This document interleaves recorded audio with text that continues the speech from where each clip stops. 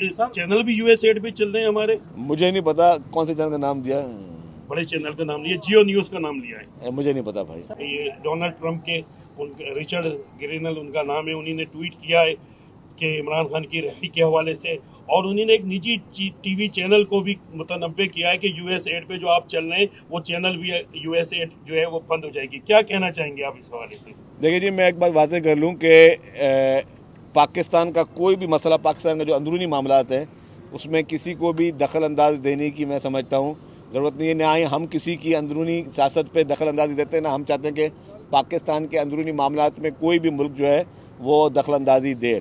हाँ, अगर ज़ाती राय किसी की हो सकती है, अगर किसी ने ज़ाती कैपेसिटी में दिया है तो मैं नहीं समझता कि उस मुल्क की या की कोई पॉलिसी है, ज़ाती तौर पर कोई भी बयान दे सकता है। तो अगर उन्होंने अपनी ज़ाती हैसियत में दिया है तो उन्होंने दिया होगा, लेकिन ऑफिशियल पॉलिसी मैं समझता हूँ कि एक समझदार मुल्क कभी भी दूसरे मुल्क के अंदरूनी इशूज़ पे इस तरह का गैर जिम्मेदाराना रवैया नहीं इख्तियार करेगा।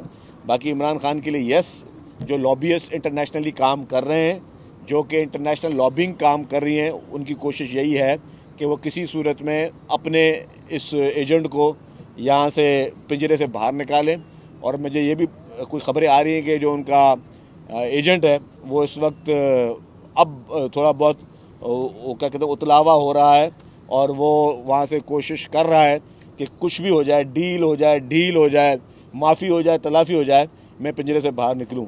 और पिंजरे से बाहर निकालने का जो फैसला है वो अदालतों ने करना है, किसी फ़र्द वाहिद ने नहीं करना। तो एक तरफ वो धमकी भी देता है, एक तरफ सिविल नाफरमानी की धमकियाँ भी दी जाती हैं, दूसरी तरफ मिन्नतें भी कर रहे हैं। वो दोनों चीज़ पब्लिक को दिखाने के लिए धमकी के लिए है, टीवी और अखबारों की छह सुर्खियों के लिए, टॉक शोज़ के लिए धमकी की बात है, और अंदरूनी तौर पर वो मिन्नतें तरले चल रहे हैं उनके। हमारे चैनल भी